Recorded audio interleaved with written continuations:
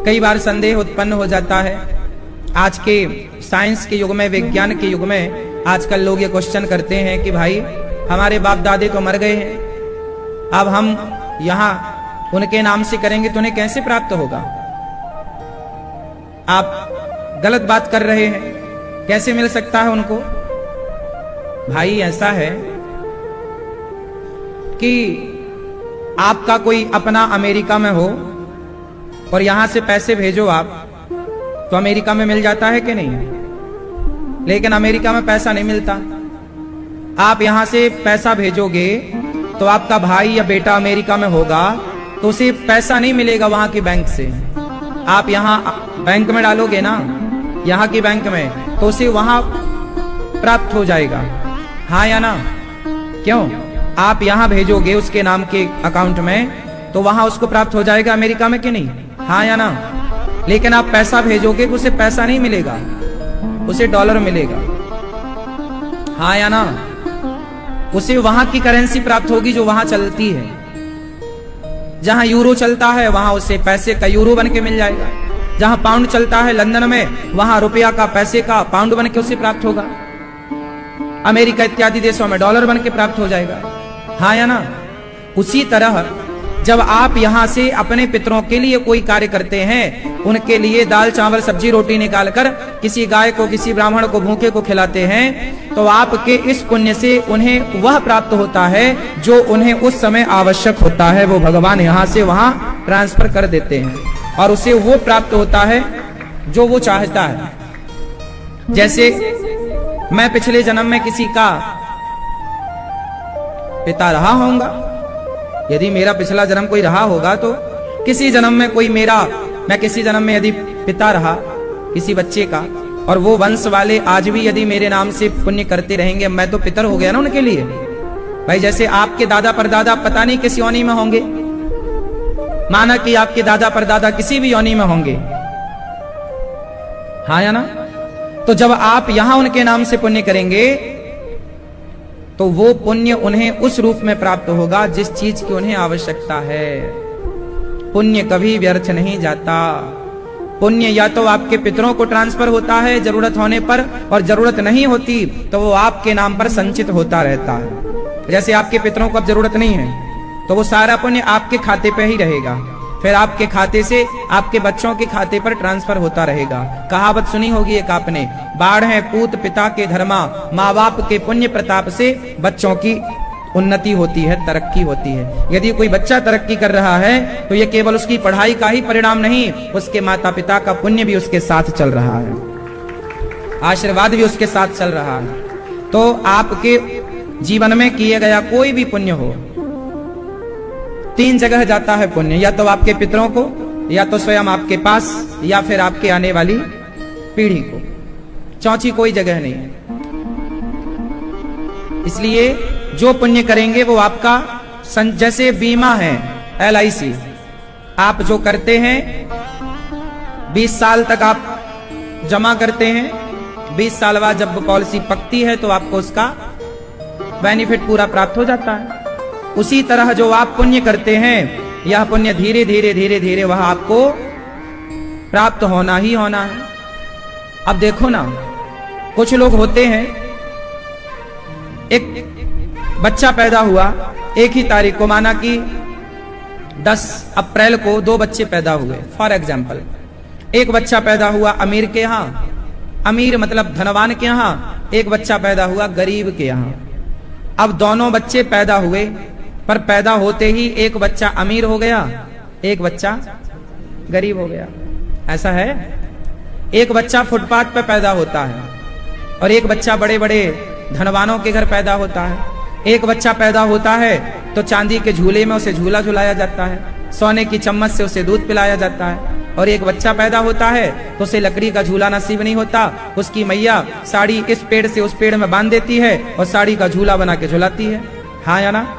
एक ही तारीख में 2 बच्चे पैदा हुए, पर एक बच्चा गरीब के यहाँ तो गरीब, अमीर के यहाँ तो अमीर। अब बताओ कि उस पैदा हुए बच्चे ने कौन सा पुण्य कर लिया कि सोने के चम्मच से दूध पी रहा है, और इसने कौन सा पाप कर लिया कि इसे झूला तक नसीब नहीं हुआ।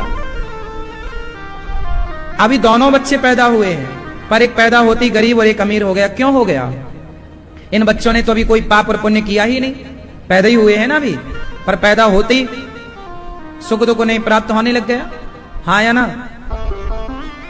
क्यों भैया, ऐसा कैसे होता है? सारे लोग फिर एक से क्यों नहीं होते? सारे धनवान हो या सारे गरीब हो, कोई धनवान क्यों है, कोई गरीब क्यों है? क्यों सारे एक से क्यों नहीं है? जब ईश्वर ने सबको एक सा बनाया है तो फिर सारे सोने के झूले में झूले ना। फिर कोई फुटपाथ पे क्यों पड़ा है और कोई महलों में क्यों पड़ा है? क्यों? उत्तर दो आप। क्यों भैया, क्यों ऐसा होता है? बताओ, ये भैया बताएंगे काले। बताओ, नहीं बताओगे? गुस्सा हो क्या? नहीं, क्यों भैया? ओ छोरा, ऐसा कैसे होता है बताओ? नहीं बताओगे? हाँ, ठीक कहा आपने, यही है कर्मों का फल। जब बच्चा पैदा होता है तो वो पैदा तो होता है पर साथ में अपने कर्मों का फल लेकर चलता है। यदि अच्छे कर्म किया है तो अमीर के घर पैदा होकर अमीर हो जाएगा जन्म से, और कर्म अच्छे नहीं है तो फिर गरीब के घर पैदा होके वो अपने कर्मों का दंड भोगेगा। रोटी को भी तरसना पड़ सकता है। कोई आदमी 56 भोग खा रहा है और कोई आदमी 2-2 रोटी को तरस रहा है। क्यों? ये कर्मों का फल ही तो है। तुम्हारे अपने कर्म ही तो तुम्हें तड़पा रहे हैं ना 2-2 रोटी को। इसलिए कहता हूं, आप इस चक्कर में ना रहो कि नहीं जी हमें पूर्व जन्म तो कुछ नहीं होता, अगला पिछला कुछ नहीं, ऐसे चक्कर में ना पड़ो। होता सब है, ना होता तो कोई जन्म से अमीर और जन्म से गरीब क्यों होता? पिछले जन्म का कर्म फल लेकर के आदमी आता है। जो आज किया है वो कल पाओगे, जो कल किया था वो आज हमें जो मिल रहा है वो आज का थोड़ी मिल रहा है। आज का भी है 10-20%, बट 80% पिछला है। 10-20% आज का भी है साहब, जो आपने मेहनत की होगी, जो दिमाग लगाया होगा, जो काम किया होगा भला, वो आज का भी आपको मिलेगा 20%, पर 80% पिछला आपको आज मिल रहा है। यहां तक कि आपका शरीर भी आपको जन्म कर्मों से मिलता है। कोई लंगड़ा है तो क्यों है? कोई बहरा है तो क्यों है? क्यों है? क्यों है? वो सब कर्म दंड उसके संग चल रहे हैं। वो कर्मों ने उसका पीछा नहीं छोड़ा कि देख तूने कभी कर्म किया होगा, तूने किसी का पांव तोड़ा होगा किसी जन्म में, तूने किसी का नुकसान किया होगा, इसलिए तुझे अब चलने के लिए तड़पना पड़ रहा, तरसना पड़ रहा। तूने किसी को बहुत सताया होगा, इसलिए तुझे ये दंड प्राप्त हुआ इस रूप में। को ना काहू को सुख दुख कर दाता, निज कृत कर्म भोग सब भ्राता। कर्म कभी पीछा नहीं छोड़ता भैया, ना तो अच्छा कर्म पीछा छोड़ेगा ना तो बुरा कर्म। इसलिए कहता हूं, अच्छी करनी कर लो रे भैया, कर्म न करियो काला, लाख आंख से देख रहा है तुझे देखने वाला। यहां तक कि ये बात भी समझनी चाहिए कि यदि आप बहुत सुंदर हैं, आप दिखने में बहुत खूबसूरत हैं, सुंदर हैं, या फिर आप बहुत सुंदर नहीं हैं, तो यह भी आपको आपके पुण्य से प्राप्त होती है, आपकी सुंदरता। आप बहुत सुंदर हैं, आपने बहुत पुण्य किया होगा, इसलिए ईश्वर ने स्वस्थ, पहला तो स्वस्थ शरीर, दूसरा सुंदर शरीर, तीसरा आपको सुशील पत्नी प्राप्त हो गई, सुशील सुंदर पुरुष प्राप्त हो गया पति के रूप में, फिर सुंदर संतान मिल गई आपकी आज्ञाकारी संतान है, बेटा बेटी आज्ञाकारी है, चरित्रवान है। यदि आपकी पत्नी बहुत अच्छी है, संस्कारी, पति बहुत अच्छा है, संस्कारी, बेटा बहुत अच्छा है, संस्कारी, तो समझना ये आपके पुण्य से प्राप्त हो रहा है। पत्नी यदि बिगड़ जाए तो वो आपके पापों का फल है। इसलिए पत्नी को दोष ना दिया करो कि तुम सुनती नहीं हो, ये तुम्हारे कर्म दंड ही तुम्हारे को पत्नी के रूप में प्राप्त हो रहे हैं। कई पत्नियां तो जमाती भी रहती हैं पुरुषों को, 3-5 किया तो जमाया, मुंह में दांत वांत तोड़ देती हैं। तो जिसके दांत वांत टूट गए वो रोए ना, ये तुम्हारे ही कर्मों का दंड है। तुमने कभी उसे सताया होगा किसी रूप में, तो इस जन्म में पत्नी बन के आई, खुद तोड़ रही तुम्हारे दांत।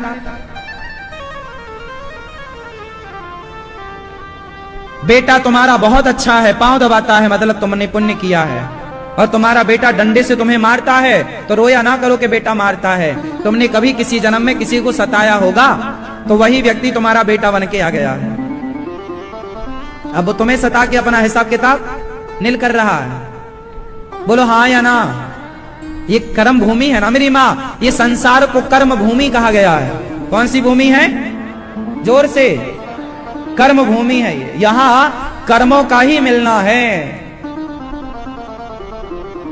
भगवान राम को भी कर्मदंड भोगने पड़े, माता सीता को भी कर्मदंड भोगने पड़े, तो आप और हम कौन हैं? माता अनुसुईया को, माता सीता को, माता कुंती को कर्मदंड मिले हैं, फिर हम और आप बचेंगे? सब कर्मों का फल। इसलिए चुप रहा करो। जो हो रहा है कोई बात नहीं, ये सब प्रभु की इच्छा है। ये मैंने कोई कर्म किए होंगे तो मुझे मिल रहा है। मैं किसको दोषी बनाऊं? बताओ, मैं किसको दोष दूं? न देना दोष किस्मत को, विपत्ति तो सब पे आती है।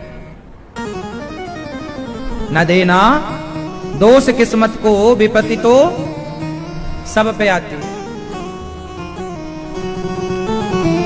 हाँ, विपत्ति आई राजा दशरथ पे, राम जब जा रहे थे वन को। विपत्ति आई राजा दशरथ पे, राम जब जा रहे थे वन को। न देना दोष कैकेयी को, न देना दोष कैकेयी को, विपत्ति तो सब पे आती है। न देना दोष कैकेयी को, विपत्ति तो सब पे आती है।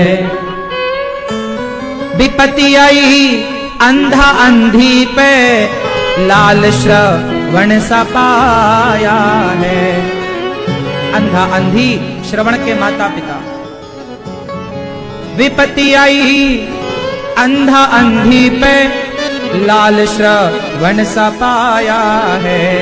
न देना दोष दशरथ को, न देना दोष दशरथ को, विपत्ति तो सब पे आती है। न देना दोष दशरथ को, विपत्ति तो सब पे आती है। तो ये जो संकट है, मुसीबत है, विपत्ति है, ये कर्मों का फल है। हाँ या ना? आप में से कितने लोग मानते हैं कि हमारे जीवन में अच्छा या बुरा जो जीवन साथी मिला, बेटे के रूप में या पति और पत्नी के रूप में, वो कर्मों का फल। आपकी पत्नी नहीं है साहब, वो आपका कर्म फल है। आपका कर्म ही आपको पत्नी के रूप में मिलता है, आपका कर्म ही आपके पुत्र के रूप में मिलता। मेरा कर्म मेरा बेटा बन के आ गया, मेरा कर्म मेरी पत्नी बन के आ गई। मैंने अच्छा किया होगा तो वो मुझे अच्छा सुख देगी, सुख देगा। मैंने बुरा किया होगा वो मुझे दुख देगी या दुख देगा। ये तो हम कभी ये ना कहें कि हमारी पत्नी बुरी है, हमारा बेटा बुरा है। बुरा पति और बेटा नहीं होता साहब, बुरा परिवार नहीं होता, बुरे हमारे अपने कर्म होते हैं जिनको हमें भोगना होता है। और हम सारी जिंदगी नाहक ही दूसरों पर दोष लगाते हैं कि तुम बुरे, तुम बुरे, तुम बुरे। इसलिए काजी ने कह दिया स्पष्ट कि बुरा जो देखन में चला, बुरा न मिलिया कोई, जो दिल खोजा आपुना। जब आपने अपने अंदर खोज कर देखा तो हमसे बुरा ना कोई। हमने ही जो बुरे कर्म किए थे वही हमें मिल रहे हैं। और हमें क्या लगता है कि तुम बुरे हो, तुम बुरे हो, तुम बुरे हो। हाँ या ना? तो आज से दोष किसी को नहीं देंगे। तो आपको जो सुख मिल रहा, जो दुख मिल रहा, उसका जिम्मेदार कौन? उत्तर दो, कौन मैया? आपके सुख और दुख का जिम्मेदार कौन? आप कौन? आप खुद। आपके सुख दुख का जिम्मेदार कौन? क्यों भैया, आपके सुख दुख का जिम्मेदार कौन? आपसे पूछ रहे हैं। कहां ध्यान था आपका? आपके सुख दुख का जिम्मेदार कौन? कर्म। आपके सुख दुख का जिम्मेदार? हमारे सुख दुख का जिम्मेदार हम खुद हैं। खुद को दोषी बनाओ। हम ही दोषी हैं। तो आज से कभी आप किसी पर आरोप लगाकर दुखी ना होंगे कि तुम्हारे कारण। आप अपनी प्लानिंग बेहतर करो, आप अपना कर्म बेहतर करो, फिर भी आपके अच्छा कर्म करने पर भी जो हो रहा है वो तुम्हारे कर्मों का फल जानो। भगवान ने गीता सुना दी अर्जुन को, ज्ञान दे दिया, अब तू लड़ या मत लड़ मर्जी तेरी। बस यही है। अर्जुन जीते नहीं, कौरव हारे नहीं। कौरवों का गलत काम, गलत कर्मों ने उन्हें कौरवों को अर्जुन ने नहीं हराया, कौरवों के गलत कर्मों ने उनको हरा दिया। राम ने रावण को नहीं मारा, रावण के पापों ने, रावण के गलत कर्मों ने रावण को हरा दिया। रावण के गलत कर्म ही उसे दंड देते हैं। को ना काहू को सुख दुख कर दाता, निज कृत कर्म भोग सब भ्राता। हर व्यक्ति अपने कर्मों का फल भोग रहा है। ध्रुव जी ने राजा बनकर राज सत्ता संभाली है और बहुत आनंद से प्रजा का, परिवार का पालन किया। ध्रुव जी के वंश में आगे चलकर ध्रुव जी का विवाह हुआ तो कल्प और वत्सर इनके पुत्र हुए। फिर इन्हीं के वंश में भगवान पृथु हुए, जिन्होंने 10,000 कान मांगे हैं। प्राचीन बरही का उपाख्यान है, जिसे नारद जी ने पुरंजन उपाख्यान प्राचीन बरही को सुनाया। प्राचीन बरही नाम के एक राजा थे जो यज्ञ में पशुओं की बलि चढ़ाते थे। आप लोगों से मेरा प्रश्न है, बताओ पशुओं की बलि चढ़ाना सही है कि गलत है? सही है तो लोग क्यों चढ़ाते हैं? यदि गलत है तो लोग मंदिरों में पशुओं की बलि, बकरा तो हिंदुओं के यहां भी, कुछ हिंदुओं के यहां मंदिरों में बकरा चढ़ाते हैं कुछ लोग। क्यों चढ़ाते हैं यदि गलत है तो? बोलो क्यों चढ़ाते हैं? इसलिए चढ़ाते हैं क्योंकि उन्हें सत्य का ज्ञान नहीं है।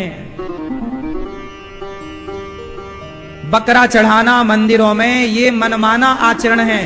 हमारे धर्म, हमारे शास्त्र कभी नहीं कहते कि तुम किसी पशु की बलि चढ़ाओ। हमारे वेद कहते हैं अहिंसा ही परमो धर्मः।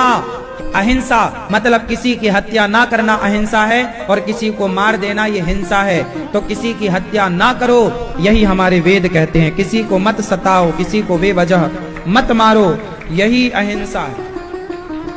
जो लोग मंदिरों में बलि चढ़ाते हैं वो मनमाना करते हैं मैया, वो मानते ही नहीं। जैसे आजकल बेटा अपने बाप की नहीं मानता, ऐसी है मनमाना आचरण। आप में से किसी के घर में बकरे की बलि चढ़ती है? नहीं। बलि चढ़ाना है तो बकरे की नहीं, अपने अभिमान की बलि चढ़ानी चाहिए। अपने अहंकार की, अपने क्रोध की, अपने लोभ की, अपने भीतर की तमाम बुराइयों की बलि चढ़ाओ। बकरा क्यों काटना? क्यों किसी जीव का खून बहाना? क्यों हत्या करना? अहिंसा के पुजारी बनो साहब। हमारा हिंदू धर्म, हमारी सनातन संस्कृति, पूरी दुनिया में केवल हिंदू ऐसा है, पूरी दुनिया में सनातनी ऐसे हैं जो अहिंसा की बात करते हैं, वरना सारे लोग तो मार काट करते ही हैं। हमारा त्योहार आता है एकादशी का, निर्जला एकादशी का, लोग पानी भी नहीं पीते। लोग हमारे त्योहारों में मिठाई बांटकर, दीपक जला करके त्योहार मनाते हैं, गले मिलकर त्योहार मनाते हैं। औरों के यहां जाकर देखो तो बकरों की इस तरह से हत्या की जाती है कि खून ही खून हो जाता है। पूरे घर में, नालियों में पूरा खून खून बहता है। ना जाने कितने लाख बकरे कट जाते हैं एक दिन में। एक दिन में कितने, अब सोचो 1 लाख बकरे, भारत में 1 लाख नहीं करोड़ों बकरे कटे होंगे। एक उनके, हमारे हिंदुओं के अतिरिक्त जो और लोगों का त्योहार आता होगा, वो लोग क्या करते हैं? बकरों को काटते हैं, और बकरों को काटते हैं, लाखों बकरे एक दिन में कटते हैं। अब मुझे आप बताओ कि वो बकरे जब उनकी गर्दन कटती होगी तो वो आपके लिए दुआएं देते होंगे या बद्दुआएं? बोलो, क्या देते होंगे? क्या देते होंगे? बद्दुआएं। अब उनकी बद्दुआएं कहां जाएंगी? लाखों गाय रोज कटती है भारत में, बूचड़खानों में। करोड़ों बकरी, करोड़ों मुर्गियां रोज कटती हैं, करोड़ों अंडे रोज खाए जाते हैं। ये मुर्गी जब मशीन में डाल देते हैं, पहले तो क्या करते हैं, मुर्गी के पंख नोचते हैं। मुर्गी को कैसे मारा जाता है? आप में से है कोई मांस, मुर्गी का मांस खाने वाला? क्यों भैया, खाते हो नहीं? मुर्गी को किस तरह से उसके पंख नोचे जाते हैं। तब जब पंख नोचे जाते होंगे तो वो बद्दुआएं देती होगी या दुआएं? बोलो। जब मछली को आप पानी से निकालते हैं और उसे पकाते हैं, तड़पा तड़पा कर मारते हैं, तो वो दुआएं देती होगी या बद्दुआएं? इतनी सारी बद्दुआएं किसके माथे जाएगी, ये तो बताओ। बोलो, ये बद्दुआएं किसके माथे जाएंगी? खाने वाले। ये मांस नहीं खा रहे हैं, ये जीवों की बद्दुआएं अपने माथे ले रहे हैं, और यही कर्मों का दंड भोगने फिर आएंगे। फिर चिल्लाएंगे कि हम बड़े परेशान हैं, बड़े दुखी हैं। अब तुमने जब जीवों को सताया है तो तुम्हें भी तो सताया जाएगा। तुमने पंख नोचे हैं तो तुम्हारा भी तो कोई नोचेगा। ईश्वर के घर देर है साहब, एक एक का मिलेगा, सबको मिलेगा, चिंता ना करना। हाँ, थोड़ा देर से देते हैं विधाता। मत करना किसी की हत्या, अपने स्वाद के लिए मत मारना किसी को। मछली तड़प रही हो तो उसे पानी में डाल दो, बहुत दुआएं मिलेंगी। किसी को जीवन दान देना पुण्य है, किसी का जीवन छीन लेना पुण्य नहीं है। यदि आपका धर्म किसी का जीवन छीनना सिखाता है तो व्यर्थ है ऐसा धर्म। हमारा सनातन धर्म कभी नहीं कहता कि किसी की जान ले लो। हमारे यहां तो ये कहा गया कि तुम्हारी शरण में कोई आ जाए तो अपने प्राण देकर भी उसके प्राणों की रक्षा करो। मारने वाले से बचाने वाला बड़ा होता। हमारे यहां तो गायों को पाला जाता है, गायों की सेवा की जाती। हम हिंदू लोग गायों को मां कह करके उसे सम्मानित करते हैं। गाय को आप क्या कहते हैं? माता। ये गाय का सम्मान है। हम हिंदू लोग जो दूध पिलाने वाली गाय है, हम उसका भी सम्मान करते हैं माता की तरह। पानी पिलाने वाली नदियों को हम सम्मान देते हैं माता का। गंगा मैया, यमुना मैया, मैया का सम्मान मां की तरह।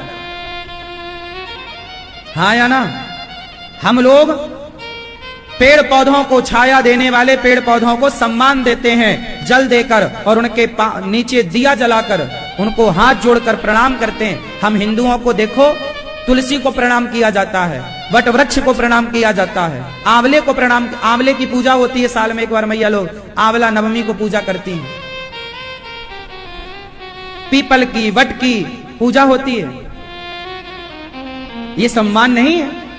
पेड़ पौधों का, वनस्पति का, अरे पहाड़ों का, गिरिराज जी, कामतानाथ जी, इनका सम्मान कौन करता है? पहाड़ों का सम्मान, नदियों का सम्मान, वृक्षों का सम्मान, पत्थरों का सम्मान, पशुओं का सम्मान, इंसानों को, माता को भगवान, पिता को भगवान। यदि प्रकृति को सम्मान किया है किसी ने तो केवल सनातन धर्म ने सम्मानित किया है।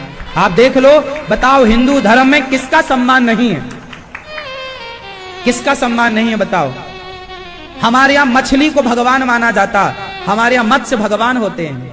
कछुए को भगवान माना जाता, कच्छप भगवान होते हैं। हाँ या ना? दुनिया जिसे खाती है मारकर, हमारी मानसिकता देखिए कि हम कितने दयावान लोग हैं कि हम उसे भगवान कहते हैं, मछली को। हमारे भगवान ने मछली का अवतार धारण किया। जो लोग हिंदुओं को कहते हैं ना तुम तो पत्थर पूजते हो, अरे भाई हम पत्थर पूजते हैं पर अपनी माता को भी तो पूजते हैं, मातृदेवो भव कहकर।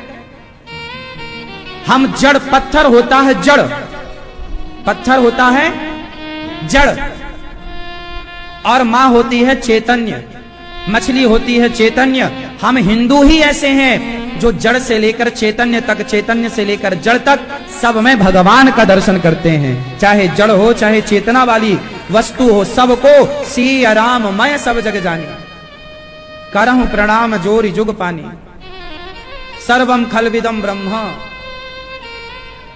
तुम दिया लेकर ढूंढ लो पूरी दुनिया में, सनातनियों के जैसे दया कहीं ना पाओगे। पूरी दुनिया में दिया लेकर ढूंढो, हिंदुओं की तरह, सनातनियों की तरह दया कहीं ना पाओगे। पूरी दुनिया में दिया लेकर ढूंढो, माता का सम्मान हिंदुओं की तरह कहीं ना पाओगे। पूरी दुनिया में दिया लेकर ढूंढो, पिता का सम्मान हिंदुओं की तरह कहीं ना पाओगे। पूरी दुनिया में दिया लेकर ढूंढो, नदियों का, समुद्र का, वृक्षों का सम्मान सनातनियों की तरह कहीं ना पाओगे। कहीं पाओ तो बताओ मुझे। हम लोग चींटी को भी दाना डालते हैं, ऐसे हैं हम लोग। और हिंदुओं को बोला जाता है, अरे तुम तो पाखंडी हो, तुम तो ढोंगी हो। यदि चींटी को दाना डालने की बात ढोंग है, कुत्ते को रोटी देने की बात ढोंग है, गाय को माता कहने की बात ढोंग है, पीपल को पानी देने की बात ढोंग है, पर्वतों की रक्षा करना, नदियों की सेवा करना, माता को भगवान मानकर मां की सेवा करना, चरण दबाना यदि ढोंग है, तो हम सनातनी ऐसे ढोंगी ही अच्छे हैं, जो प्रकृति के पुजारी तो हैं। आधुनिकता के नाम पर तुम कपड़े उतार कर चल रहे हो, फटे कपड़े पहनकर चल रहे हो, अपने माँ बाप का अपमान कर रहे हो। यदि ऐसी आधुनिकता के कारण तुम पढ़े लिखे माने जा रहे हो, तो भगवान बचाए हमें ऐसी पढ़ाई से, जो तुम्हारी पढ़ाई, जो तुम्हारी आज की शिक्षा ने तुम्हें जानवर बना दिया है। आजकल के पढ़े लिखे लोग 21वीं सदी के नाम पे, आज के कल्चर के नाम पे, आज की आधुनिकता के नाम पर क्या कर रहे हैं? लिव इन में रह रहे हैं। कोई लड़का कोई लड़की के साथ रह रहा है, 10 महीने तक रहा, फिर उस लड़की से मन भर गया तो दूसरी लड़की के साथ रहा, उस लड़की का भी उस लड़के से मन भर गया तो तीसरे लड़के के साथ रही।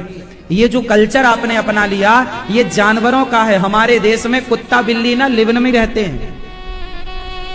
हमारे देश में कुत्ता बिल्ली किस में रहते हैं? लिव इन में। हाँ या ना? कुत्ता किस में रहता है? लिव इन में। पर हमारी हिंदू संस्कृति ये नहीं है, ये विचारधारा नहीं। अब किसी लड़की के संग रह लो, फिर किसी और के, ये क्या है? वो लड़की जो आज इस मर्द के साथ है, कल उस मर्द के साथ है, परसों उस मर्द के, वो लड़की रही कि वैश्या हो गई? आप बताओ। हिंदी भाषा आती है मेरे को। जो महिला, जो स्त्री आज इस मर्द के साथ, कल उस मर्द के साथ, परसों उस मर्द के साथ रहेगी, उसे आप क्या कहेंगे? लड़की रह गई कि वैश्या हो गई? बोलो, क्या हो गई? वो नहीं बोला जा रहा है। क्या होगी भैया? अब बताओ, आज की आधुनिकता, आज के बच्चे पढ़ने लिखने के नाम पे बन क्या रहे हैं? पढ़ाई करो बेटा मन लगाकर, चरित्र ना गवाओ। आज तुम इस पुरुष के संग, इस लड़के के संग, उस लड़के के संग रहोगे, और जिस लड़के के संग रहोगी तुम, वो लड़का च्युइंगम की तरह तुम्हें चबाना जरूर चाहेगा। कोई लड़का किसी लड़की से दोस्ती क्यों करता है बताओ? कोई लड़का किसी लड़की को आई लव यू क्यों बोलता है? क्योंकि वो उसे च्युइंगम की तरह चबाना चाहता है। लड़कियों को क्या लगता है? लड़का हमसे बहुत प्यार करता। प्यार नहीं करता, तुम्हें चबाना चाहता है। तुम उसके चंगुल में फंसोगी, तुम्हें आई लव यू बोलेगा, कहेगा हम बहुत प्यार करते हैं, और वो तुम्हें उस प्यार के जाल में फंसा के तुम्हें च्युइंगम की तरह चबाएगा। और जब चबा लेगा तो च्युइंगम को चबा के क्या किया जाता है? बोलो बेटा, च्युइंगम को चबा के क्या किया जाता है? हाँ, थूक दिया जाता है। बस यही होगा। कितनी लड़कियों को चबाकर लोगों ने थूक दिया। ना वो लड़कियां अब घर की रहीं और ना घाट की रहीं। ऐसा हो रहा है या नहीं? आप कितने लोग मेरी इस बात से सहमत हैं कि बहुत सारे लोग लड़कियों का शोषण कर लेते हैं प्यार के नाम पर और छोड़ करके चले जाते हैं? अब कहां गई तुम्हारी होशियारी? ये तुम्हारी जितनी ये होशियारी है ना, सब धरी के धरी रह जाएगी। पश्चाताप करने का भी मौका ना मिलेगा। इसलिए मैं आप सबसे कहता हूं, अपने नौजवान बच्चों को पहले सत्संग से जोड़ो, संस्कारी बनाओ, फिर आगे कुछ और पढ़ाना लिखाना सब सही है। पढ़ना लिखना बुरा नहीं है, स्कूल कॉलेज जाना बुरा नहीं है, डिग्रियां पाना बुरा नहीं है, पर डिग्रियों के नाम पर ये जो लिव इन का चक्कर चल रहा है हमारे देश में, अब बताओ ये लिव इन का जो कल्चर है ये सही है या गलत है? उत्तर दो। क्यों? ये लिव इन वाला कॉन्सेप्ट सही है या गलत है? उत्तर आप बताओ, आप बताओ। अरे भैया सही है। क्यों बेटा सही है? बेटा सही है? आप बताओ सही है? हाँ सही है। आजकल 90% लड़का लड़की लिव इन में रह रहे हैं। पढ़ने लिखने जो कॉलेज गए ना तो बस वहीं से दिमाग खराब होता है। भागना बुरा है कि आप बच्चों को समय देना भूल गए, संस्कार देना भूल गए। आपकी संपत्ति कागज का टुकड़ा नहीं है, आपकी रियल संपत्ति आपका बच्चा है जिसे आपको पढ़ा लिखा कर संस्कारी बनाना है। यदि वो संस्कारी है तो आप संपत्तिवान हो, धनवान हो, और वरना तुम्हारा बेटा नालायक हो गया, बेटी नालायक हो गई तो तुम संपत्ति जोड़ के करोगे क्या? किसे दिखाओगे संपत्ति? दुनिया ना देखेगी कि तुम धनवान कितने हो, दुनिया देखेगी तुम्हारी संतान कर क्या रही है, तुम्हारे बच्चे कैसे हैं, तुम्हारी बेटी कहाँ है, तुम्हारा बेटा क्या कर रहा है, किस संस्कार से तुमने उन्हें पाला पोसा है, किस संस्कार किस माहौल में आपने अपने बच्चों को रखा है, क्या वातावरण है आपके घर का, बड़ों का क्या सम्मान करते हैं वो, कितना अपमान करते हैं वो, कितना सेवा भाव है, कितने करुणा, कितनी दया, कितना मांस खाते हैं, कितनी शराब पीते हैं, कितने दयावान, कितने निर्दयी हैं। ये आपका लालन पालन तय करेगा कि अब आपके बच्चे निर्दयी होंगे या दयावान होंगे। जिनके घर में बचपन से बकरा कटता है ना, उनके बच्चे भी निर्दयी हो जाते हैं, उनको भी अभ्यास हो जाता है काटने मारने का, उन्हें खून देख देख के आदत हो जाती है खून खराबा करने की। आप भी अपने बच्चों को, हमारे हिंदू धर्म में तो दया सिखाई जाती है, पर मैं एक बात और आपको कह दूं कि आप सब लोग अपनी बेटी और अपने बेटों को संस्कार तो देना, पर संस्कार का मतलब यह नहीं है कि वो तलवार चलाना ना जाने। कल को आप पर कोई संकट आया तो आप अपनी बहन की और अपनी बेटी की और अपनी पत्नी की और अपनी मां की रक्षा कर सको। पृथ्वीराज को क्या जरूरत थी तलवार चलाने की? जरूरत थी तो तलवार उठाना पड़ा।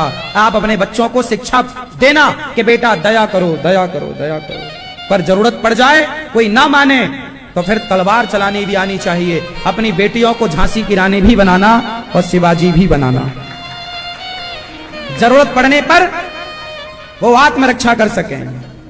कोई तुम्हारे घर में घुस के तुम्हारे आके घर में खून खराबा कर जाए, अरे तुम 10 को ना मार पाओ तो कम से कम 4 को तो मार पाओ। जिन मुहि मारा ते में मारे। हनुमान जी लंका गए तो रावण ने पूछा क्यों रे बंदर, तूने हमारी सेना क्यों मारी? हनुमान जी बोले सुनो रावण, हमने नहीं मारा, जिन जिन ने हमें मारा तो हमने भी उनको मारा। ऐसा थोड़ी होगा कि हम पिटते ही रहे। पिटते ही रहो ना साहब। धर्म का मतलब ये नहीं है, दया का मतलब ये नहीं है कि कोई तुम्हारे गाल में एक थप्पड़ मारे तुम दूसरा दिखा दो। ये दया नहीं है, ये दया नहीं है, ये तुम्हारी कायरता हो जाएगी। कहीं तुम्हारी दया समाज के लिए कायरता ना बन जाए, इसलिए कोई तुम्हें आंख दिखाए तो तुम्हें आंख दिखाने वाले को जवाब देना भी आना चाहिए। ऐसे संस्कार भी दो बच्चों को। झांसी की रानी बनाओ अपनी बेटी को। क्यों जी? कोई भी लड़का आए उसकी इज्जत उतार के चला जाए। आप ऐसी बेटी बनाना चाहोगी या आने वाले को वो सबक सिखा दे ऐसी बेटी बनाना चाहोगी? कैसी बनाओगे आप अपनी बेटियों को? कोई भी आए और उसे छेड़ के चला जाए ऐसा? इतना कमजोर बनाओगे क्या अपनी बेटियों को? आजकल की लड़कियां कमजोर हैं, आजकल की लड़कियां बहुत कमजोर हैं। कॉकरोच से डरती हैं, चूहिया से डरती हैं। कमजोर हैं आपकी बेटियां। कल कोई भी आएगा इन्हें छेड़ के चला जाएगा, ये कुछ ना कर पाएंगी। कोई आएगा इज्जत लूट के चला जाएगा, कुछ ना हो पाएगा। कमजोर बनाओ मत बेटियों को, इतना मजबूत बनाओ। इतना भी मजबूत मत बना देना कि वो अपने पति से लड़ने लग जाएं। मजबूत बनाने का मतलब ये नहीं कि पति को ताना मारे ना। मजबूत बनाने का अर्थ ये है कि आप इतने मजबूत बनो कि आप पर कोई गंदी नजरें रखे तो वहां आपका पिता ना हो, कोई पुलिस ना हो, तो कम से कम आप जवाब दे सकें, आप अपनी रक्षा कर सकें। इतना बढ़िया तो बनाओ, हाँ या ना। पहले के लोग बच्चों के लिए बहुत सजग थे, हमारा बेटा अच्छा होना चाहिए। आजकल लोग क्या कहां फोकस करते हैं, हमारे पास पैसा ज्यादा होना चाहिए ना। पैसा तो होगा ही ज्यादा, कहां जा रहा है पैसा, हमारे बच्चे अच्छे होने चाहिए। हमारे पास पैसा अच्छा हो या हमारे बच्चे अच्छे हों, कहां ध्यान होना जरूरी है, पैसे में या बच्चों में? क्यों भैया, हमारे पास पैसा अच्छा हो या हमारे बच्चे अच्छे हों? बोलो। अरे बच्चे अच्छे होंगे तो पैसा अच्छा आ ही जाएगा। क्यों जी मैया, क्या बोलती तू? इसलिए संस्कार जरूरी है।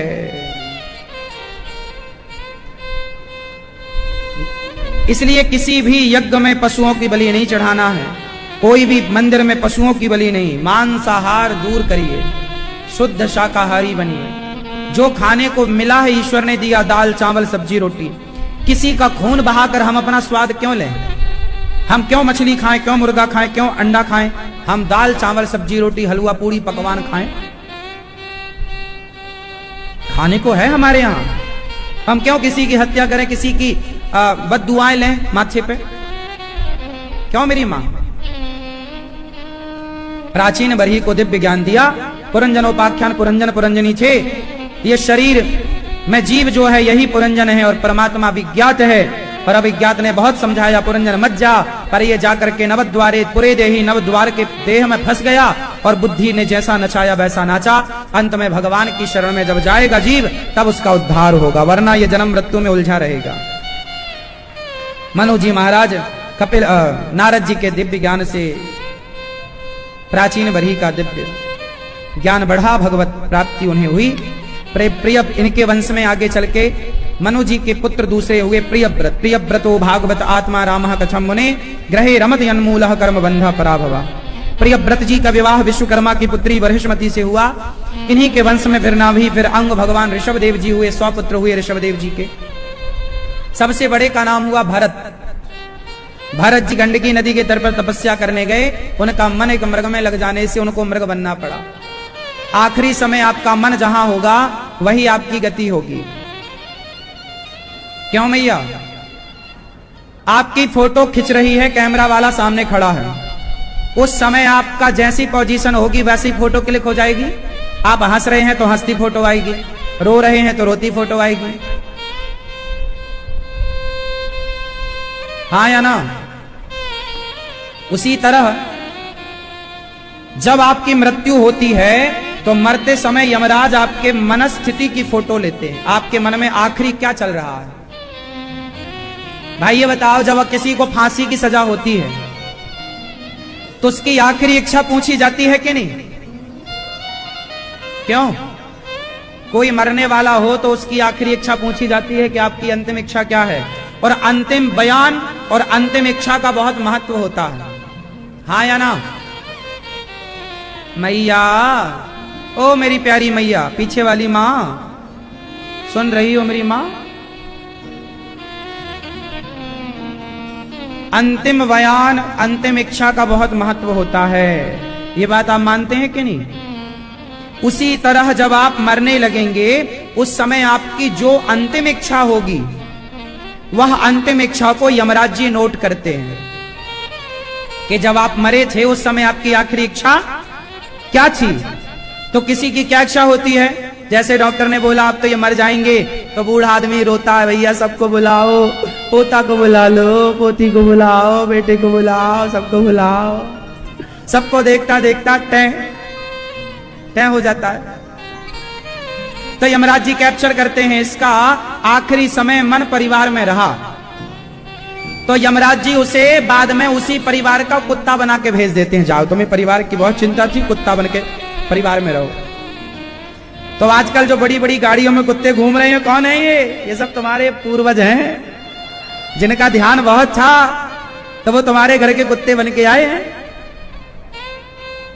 तुम्हारे सास होगी या ससुर होगा या पर दादी पर ससुर, ये सब वही है जिन्हें कहा मन मेरा पोता मेरी पोती मेरा।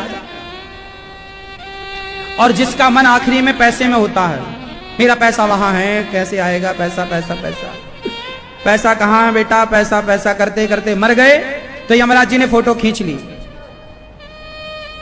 फोटो खींच ली और फोटो खींच करके उसे कह दिया कि तुमने मन पैसे में लगाया, इसलिए तुम्हें सांप बन के आना पड़ेगा।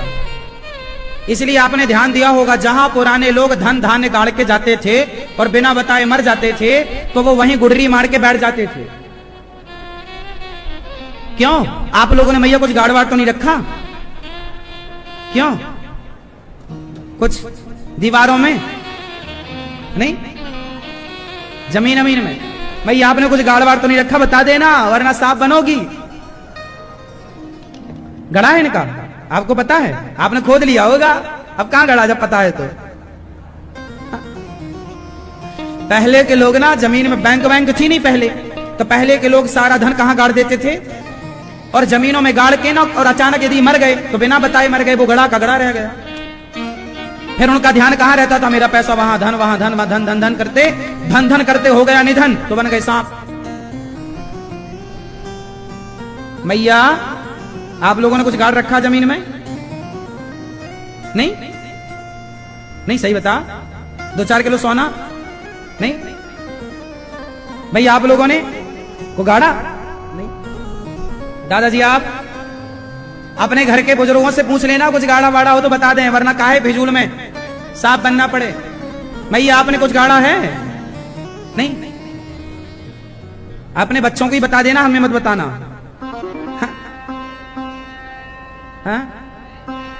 हाँ बैंक तो है, पुराने लोग पर अभी भी बैंक में भरोसा कम करते हैं।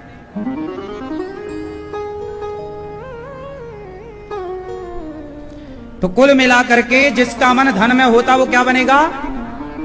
सांप। इसलिए सांप के अंदर मणि होती है, धनवान बहुत सांप ही होता है। और याद रखिएगा, ये बात बिल्कुल सत्य है कि जहां माया होती है, जहां धन धान्य गड़ा होता है, वहां सांप जरूर होता है। ये बात सही है? क्यों होता है? क्योंकि वो व्यक्ति ही सांप की योनि में आता है। अंते यामति सागति। अच्छा, मरते समय यदि आपका मन भगवान में लगा है, श्रीमन नारायण भगवान के चरणों में लगा है, और जब आप मरोगे तो आपका मन यदि प्रभु में लगा होगा, तो आपको बैकुंठ की प्राप्ति होगी, भगवत प्राप्ति होगी, जन्म मृत्यु का चक्कर खत्म हो जाएगा। अब आप बताओ कि आपको मन कहां लगाना है? कहां लगाना है? भगवान में लगाना मन। इतना तो करना स्वामी, जब प्राण तन से निकले, गोविंद नाम लेकर, ओ मेरे प्राण तन से निकले। उस वक्त जल्दी आना, नहीं शाम भूल जाना, मुरली मधुर बजाना, जब प्राण तन से निकले। भगवान का ध्यान करते करते प्राण जाएं, भगवान का नाम जपते जपते प्राण जाएं। जब कोई मरे तो आपको सावधान रहना चाहिए। मैया, ओ पीछे वाली मैया बैठो, मेरी माँ। मैया, ओ पंचायती मैया बैठो, मेरी माँ।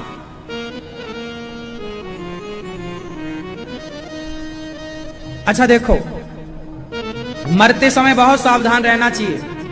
अच्छा, कैसे मरना चाहिए बताओ? कैसे मरना चाहिए?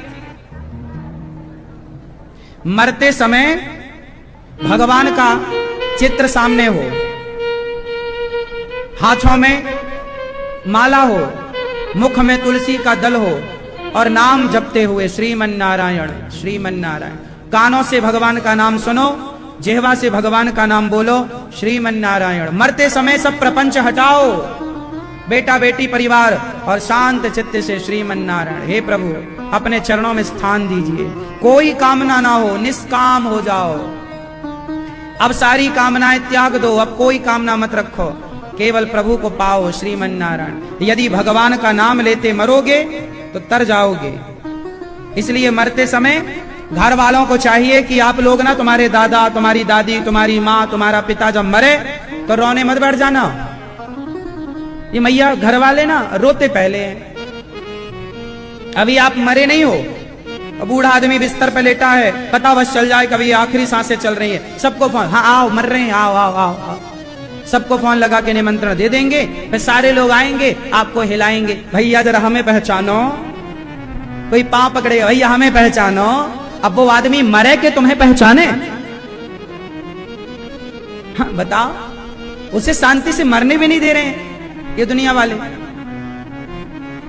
ओ घर वालों, तुम ना इतना सबको पहले ही ना बुला लिया करो, बुलाओ तो सबको गेट के बाहर रखो, अभी मरे नहीं है, सब बैठो। अरे अभी मरा नहीं है आदमी, और लोगों के मिलने जुलने वालों की भीड़ बड़ी हो गई, इतनी धक्का मुक्की करते हैं। ऐसी गर्मी में कई लोग तो ऊपर गिर जाते हैं बुढ़ऊ के, और ऊपर गिरे तो वो यूं ही गिरने पर निपट जाएंगे। इसलिए मरते समय केवल भगवान नाम कीर्तन करो आप सब परिवार के लोग, श्री कृष्ण गोविंद हरे मुरारी। मरने वाले के कान में केवल भगवान का नाम जाए और प्रपंच ना जाए रोना धोना। आपका रोना धोना उसके कान में गया तो उसका मन आपकी ओर लगेगा, कौन रो रहा है, और तुम्हारा ध्यान करते करते मर गया तो तुम तो रो धो के 13 दिन बाद रसगुल्ले खाओगे, वो तो तुम्हारा ध्यान करते मरा, उसकी दुर्गति हो जाएगी। हाँ या ना? इसलिए सावधान, मरते समय सावधान। गंगा जल मुख में डालो, भगवान का नाम रो मत। घर वाले क्या करते, पहले रोते हैं। अरे भैया मरने में रोते काहे को? जब तक आदमी जिंदा है सेवा करो, प्रसन्न रखो, प्रसन्न रहो। और मर रहा है रो मत, वो तो मर ही रहा है ना, तुम्हारे रोने से जिंदा हो जाएगा क्या? अभी मत रो जब तक जिंदा है, प्राण निकल जाए फिर भले रो लेना। क्योंकि आपके रोने से यदि उसका मन आपकी तरफ चला गया, क्योंकि रोने से व्यक्ति का ध्यान, अब यहां कोई रोने लग जाए तो सबका ध्यान उस तरफ चला जाएगा, कौन रो रहा है, क्यों रो रहा है, तो मरने वाले का ध्यान आप में लग जाएगा। और ध्यान कहां लगना चाहिए? जोर से ध्यान भगवान में लगना चाहिए। पर आप लोग रोते हो ना तो ध्यान उसका आप में लग जाता है। यदि वो नरक गया तो जिम्मेदार तो तुम ही रहोगे ना। इसीलिए अभी नहीं, तुम्हारा कोई कितना भी अपना हो, और रोने क्यों है? और सबसे ज्यादा कौन रोता है? पुरुष तो फिर भी ठीक समझा लेता है अपने आप को, महिलाएं मैया कहां कोचिंग की हो, इतना खतरनाक रोती हैं माताएं किसी के मरने में।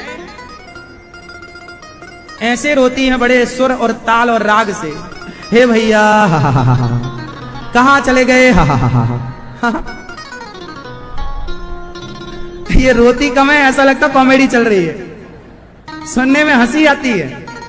और पुरानी हमारी मैयाएं ऐसी रोती हैं, पता नहीं कहां सीख के आई हैं ये सब रोना धोना। ऐसे ना रोया करो मेरी मां। रोने होने से कुछ काम ना होगा, कीर्तन करो बैठकर। इसलिए हमारे हिंदू धर्म में कितनी बढ़िया व्यवस्था है, जब आदमी मर जाता है ना और उसकी अर्थी जाती है तो लोग कीर्तन करते हुए ले जाते हैं। राम नाम सत्य है, कीर्तन ही तो है, भगवान का नाम बोलते ना ले जाते हैं। पर भगवान का नाम वहां से बोलना स्टार्ट कर देना चाहिए जब उसके प्राण थे। प्राण होंगे और वो कान से नाम सुनेगा और जेहवा से बोल के मरेगा, राम बोला और मर गया, तो राम को बुलाना, बुला के मराना। अजामिल मरा, अजामिल मरा तो क्या बोल के मरा? अजामिल एक पापी आदमी था। कान्य कुब्जे दुजा कश्चित दासी पति रजामिला, एक दासी से प्यार कर लिया अजामिल ने पत्नी छोड़कर। बड़ा पापी, बड़ा चोर और सारा गलत काम करता, पर उसके बेटे का नाम नारायण था। और अजामिल ने मरते समय क्या बोला? नारायण दूरे क्रीडन का सक्तम पुत्रम नारायणा वयम नारायणाय, हे नारायण आओ। नारायण बुलाया बेटे को, बोला नारायण, और यमदूतों ने झपट्टा मार लिया, प्राण निकाल लिए। मरते समय अजामिल ने क्या बोल दिया? नारायणाय, नारायणाय बोल दिया। बस एक बार बोला तो भगवान ने तुरंत पार्षदों को भेजा, जाओ अजामिल ने मुझे पुकारा है, लेकर आओ। पार्षद आए, यमदूतों से कहा छोड़ो, ये हमारा भक्त है भगवान का। ये ठाकुर जी के मुख ठीक करा।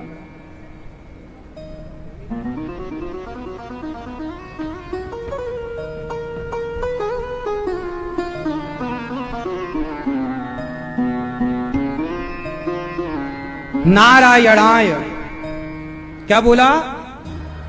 नारायणाय। यमदूतों ने कहा कि ये मरते, इसने बहुत पाप किए हैं, मरेगा तो नरक जाएगा। पार्षदों ने कहा कितना भी पाप क्यों ना किया हो, मरते समय इसने भगवान को बुलाया, और जब भगवान को बुलाया, अब सोचो कि आप किसी को बुलाओगे तो वो आएगा कि नहीं? तो जब आप किसी को बुलाओगे तो वो आएगा, तो भगवान को बुलाओगे तो भगवान क्यों नहीं आएंगे? अजामिल ने बुलाया, भगवान आए, यमदूतों को भगाया। चलो, बड़ा पापी क्यों ना हो, कितना भी पापी क्यों ना हो, सन्मुख हो ही जीव मोहि जबहि, जन्म कोटि यज्ञ नासहि तबहि। बड़ा से बड़ा पापी क्यों ना हो, वीआईपी पापी, पर मरते समय भगवान का नाम लेगा, उद्धार हो जाएगा। आप कितने लोग अपने बाप दादों का उद्धार करना चाहते हो? उत्तर दो हाथ उठाकर। तो फिर आज के बाद जब कोई मरेगा तो कीर्तन करोगे, रोओगे नहीं। क्या करोगे? कीर्तन। जब मर जाए, अच्छा रोना भी चाहिए, मृत्यु के बाद तो रोना ही चाहिए थोड़ा बहुत, पर सबसे ज्यादा शमशान में रोना चाहिए बेटे को। जब पिता की चिता पर आग लगाए तो पिता की चिता में आग लगा के पुत्र को रोने का विधान है। शमशान में रोया जाता है पुत्र के द्वारा। कहते हैं जब पिता की चिता में आग लगाकर बेटा रोता है शमशान में, और उसकी आंखों से आंसू निकलते हैं, तो उसके आंसुओं को पी करके उसके पितर तृप्त हो जाते हैं कि भाई एक ऐसी संतान है जो अपने बाप के लिए शोक कर रहा। उस समय आंसू बहना आवश्यक होते हैं, वहां रोना चाहिए। और कुछ लोग कहते हैं मत रो मत रो, नहीं, शमशान में रोना चाहिए, मरने के बाद रोना चाहिए। घर परिवार में थोड़ा बहुत तो सब रोती हैं, हम सबके, कोई भी मरेगा तो दुख तो लगता ही है, ठीक भी है थोड़ा बहुत, पर शमशान में पुत्र को जरूर रोना चाहिए। चिता पर आग लगाने के बाद, कपाल क्रिया करने के बाद, कपाल मोचन होता है, सिर को फोड़कर घी डाला जाता है। चिता जब जल जाती है आधी, तो सिर फोड़ करके घी डाल, उसके बाद रोने का विधान है, तब रोना चाहिए। चिंगाड़ करके रोना चाहिए पुत्र को, जोर जोर से रोना चाहिए। हाँ मेरे पिता, आपने मुझे जन्म दिया, मैं आपका ऋण कैसे चुकाऊंगा? आपने मुझे इस संसार में आने का मौका दिया, मैं आपका ऋण कैसे चुकाऊंगा? मैं आपका ऋणी हूं। ये कहकर के रोना चाहिए, और अपने पिता के लिए सारे शुभ कार्य करने चाहिए जो उनके लिए, आप पिता है ना तुम्हारा, पुत्र का कर्तव्य करना चाहिए। शास्त्रों में कितनी बारीकी से हर चीज मिलती है, पर लोग आज समझते नहीं। बोले हम तो मानते नहीं शास्त्रों को, कुछ लोग कहते हैं मानते ही नहीं मानोगे तो ये सब बातें कहां से पता लगेंगी?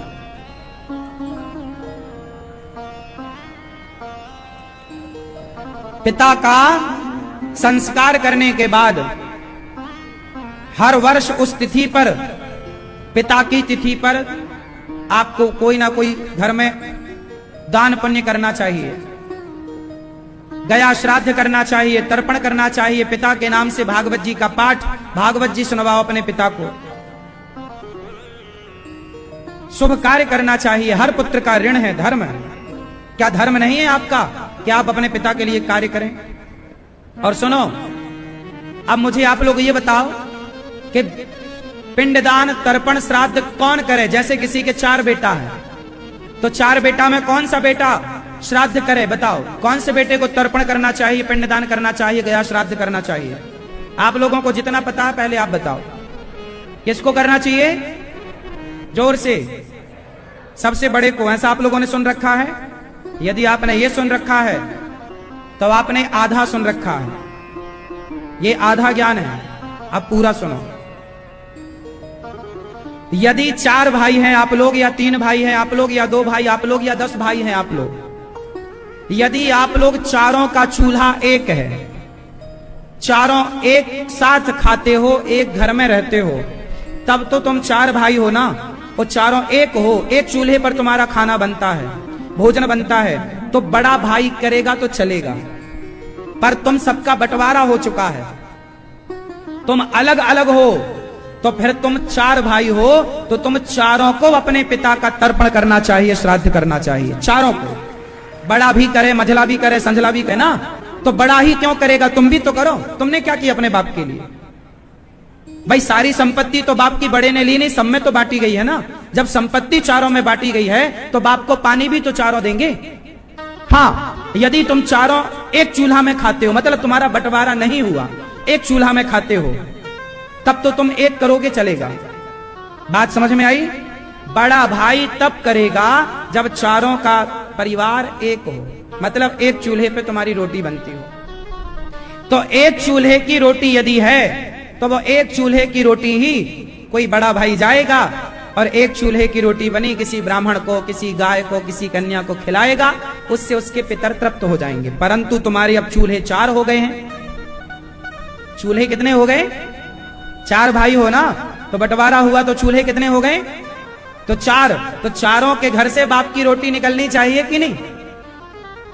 इसलिए ये बात जो आप लोगों को ज्ञान है कि बड़ा ही करे ना, ये ज्ञान अधूरा है। तुम चारों यदि अलग हो तो तुम चारों का कर्तव्य है कि तुम अपने पिता के लिए सारे शुभ कार्य करो, तुम अपनी स्वर्गीय माता के लिए, वैकुंठवासी माता पिता के लिए उनको भागवत पोथी पाठ सुनवाओ, भागवत सुनवाओ, उनके नाम से गौदान कर सकते हो, या उनका श्राद्ध तर्पण हर महीना जो श्राद्ध पक्ष आते हैं उनकी तिथि पर जलदान तो करना ही चाहिए, उनके नाम का एक दिया देसी घी का जलाना ही चाहिए, और किसी ब्राह्मण को, कन्या को, गाय को, दीन दुखी को कुछ खिला पिला देना चाहिए अपने पिता, अपनी माता, अपने दादा, अपनी दादी के नाम से। तो बात किस किस के समझ में आ गई? आ गई क्या आया? कि 2 भाई हो तो दोनों को करना है, 4 भाई हो तो चारों को करना है, 10 भाई हो तो 10 को करना है, बड़ी बहू भी। और सुनो, एक बात और बता दें, ये बहुत महत्वपूर्ण बात बता रहा हूं। जब तुम्हारे घर में श्राद्ध की क्रिया हो, मतलब श्राद्ध तर्पण हो, या तुम्हारे घर में जैसे पिता की पुण्यतिथि में तुमने ब्राह्मणों को भोजन बनाया और उसी समय यदि स्त्रियां मासिक धर्म में आ गईं, ध्यान से सुनिएगा ये बात। जैसे आज आपके पिता की तिथि है, माना कि उदाहरण, माना कि अष्टमी को तुम्हारे पिता की पुण्यतिथि है और तुमने पिता की पुण्यतिथि पर तर्पण करके, पिंडदान करके ब्राह्मणों को भोजन में बुलाया, माना कि, और उसी समय घर की महिला को, घर की स्त्री को मासिक धर्म हो गया उसी दिन, या वो मासिक धर्म का 4था दिन हो या 3रा दिन हो, उस समय यदि मासिक धर्म वाली स्त्री यदि उस भोजन को स्पर्श कर देती है जो ब्राह्मणों के लिए बना है या पितरों के लिए जो तुमने बनाया है कि हम इसका पितरों को समर्पित करेंगे, तो फिर तुम्हारे पितर उस भोजन को ग्रहण नहीं करेंगे। यदि मासिक धर्म का होकर के किसी महिला ने उसे स्पर्श कर लिया तो फिर वो भोजन पितर नहीं, वो भोजन प्रेत ग्रहण कर लेगा। वो भोजन कौन ग्रहण कर लेगा? प्रेत। प्रेत मतलब जो आपके आसपास कोई नकारात्मकता घूम रही होगी, कोई नेगेटिविटी घूम रही होगी, वो उसे ग्रहण कर लेगी, पितर नहीं स्वीकार करेंगे। इसलिए कहा जाता है कि जब मासिक धर्म आए उस समय, खासकर तब जब तुम्हारे ससुर का, सास का पुण्यतिथि हो, उस समय तुम्हारा मासिक धर्म हो, तो अपने आप को बिल्कुल एकांत में रखना चाहिए। ये बात शास्त्रों में लिखी हुई है। और सुनो, आपके घर में जो कोई भी, आपके घर में एक चीज और गलत है। क्या गलत है? कि आपके घर में कोई भी महिला आती है ना, तो सीधे आपके रसोई में घुसती चली जाती है। हाँ या ना? क्यों? आजकल महिलाओं का क्या है कि जैसे कोई पड़ोसन आपके घर आएगी ना, तो आपके पूरे घर में कहीं ना बैठकर सीधे आपकी रसोई में जाएगी। हाँ या ना? ऐसा होता है ना? आप लोग भी किसी के घर में जाते हो ना, तो सीधा दड़दड़ाते उसके रसोई में जाते हो। ये गलत है। रसोई मंदिर है, रसोई मंदिर है, और आप रास्ते चलकर आए हो, ना जाने कितने लोगों को आपने छुआ होगा, कैसे कैसे लोगों को स्पर्श किया होगा। और आप किसी की रसोई में आएंगे, अच्छा ये बताओ, जिसको कोरोना हुआ था उसके संग कोरोना बैक्टीरिया साथ चलता था कि नहीं? वो जिसे छू लेता था उस वस्तु में कोरोना बैक्टीरिया आ जाता था, हाँ या ना? वो पुस्तक छू लेता था, पुस्तक में कोरोना बैक्टीरिया आ जाता था। वो गिलास छू लेता था, गिलास में कोरोना बैक्टीरिया, हाँ या ना? जब कोरोना का मरीज चलता था तो उसके आसपास 2-2 फीट 4-4 फीट की दूरी तक कोरोना बैक्टीरिया उसके साथ चलता। आपने माना कि नहीं इस बात को, हाँ या ना? इस प्रकार जब आप चलते हैं तो आपके साथ नेगेटिविटी या पॉजिटिविटी दोनों हमेशा चलती हैं। और आपकी रसोई पवित्र होनी, जैसा खाओ अन्न वैसा रहे। आपकी रसोई मंदिर है, आपकी रसोई में कोई भी ना घुसे। नियम बनाओ, हमारी रसोई में जब हम जाएंगे, मैं भी जाऊं तो नहा धोकर जाना चाहिए। लघु शंका गए हो तो 4 कुल्ला करके रसोई में जाओ, हाथ पांव धुल के जाओ। शौच करने गए हो तो नहा कर रसोई में जाओ, बिना नहाए रसोई में नहीं। और तुम्हारे घर में कोई भी आता सीधा दड़दड़ाते रसोई में, पता नहीं वो महिला अशुद्ध है कि शुद्ध है, किसके छूकर आई है, किससे मिलकर आई है। गलत, रॉन्ग है। ना तो आप किसी की रसोई में जाओ, ना तो आप किसी को अपनी रसोई में आने दो। बहन बाहर वहां बैठो, हम वहां मिलेंगे आपसे, रसोई में नहीं। क्योंकि वो रसोई, वहां आपका भोजन बनता है, वहां बनेगा भोजन तो भोग लगेगा भगवान को, लगेगा कि नहीं? तो जब भोग लगेगा तो तुम शुद्ध पवित्रता से भोग लगाओगे क्या? पवित्रता से। फिर भाई जैसी राखो शुद्धि वैसी बनेगी। आजकल के बच्चों की बुद्धि क्यों बिगड़ रही है? क्योंकि इनकी शुद्धि बिगड़ गई। ये शौच करने जाते हैं, नहाते नहीं हैं। ये लघु शंका जाते हैं, 4 कुल्ला नहीं करते, दिन भर अशुद्ध रहते हैं। और जहां अशुद्धि होती है वहां निगेटिविटी उसे दिखो। प्रकृति में 2 चीजें हैं मेरी मां, एक सकारात्मकता, एक नकारात्मकता, एक पॉजिटिविटी, एक नेगेटिविटी। आपने ध्यान दिया होगा, कुछ लोग भोजन करने बैठते हैं तो बहुत सारा जूठन नीचे गिराते हैं, हाँ या ना? आपके खाने के समय जो जूठन थाली के बाहर गिरता है, उस जूठन को आपके घर के आसपास नेगेटिविटी, जिसे प्रेत बाधा कहते हैं, भूत पिशाच जो होते हैं वो उस नेगेटिविटी को ग्रहण करते हैं। इसलिए खाते समय पवित्रता से खाओ। जैसा खाओगे अन्न वैसा रहेगा मन, जैसी राखोगे शुद्धि वैसी रहेगी। इस खान पान बड़ा पवित्र होना। पहले के लोग खान पान शुद्ध रखते थे, तो आप में से कितने लोग इस बात से सहमत हैं कि खान पान शुद्ध होना चाहिए? तो आपके रसोई में सारे लोग जाएं, ये बात सही है? अभी तक तो ऐसे ही था ना, कोई भी आ सकता था आपकी रसोई में। गलत बात है ये। पहले की रसोइयों में सारे लोग नहीं घुसते थे, सब नहीं घुस सकता। जो वहां के लिए नियुक्त है वो पवित्रता से। आज भी जगन्नाथ भगवान का प्रसाद बनता है जगन्नाथ जी की रसोई में। वहां प्रसाद बनाने वाले सारे लोग अपने सिर पर कपड़ा और मुंह पे कपड़ा लगा के प्रसाद बनाते हैं। एक बात बताएं, जब हम बोलते हैं ना, हमारे जब बोलते हैं तो आपने ध्यान दिया होगा, हमारे बोलने से भी हमारे मुख से कुछ कण बाहर निकलते रहते हैं, हाँ या ना? थूक के कुछ कण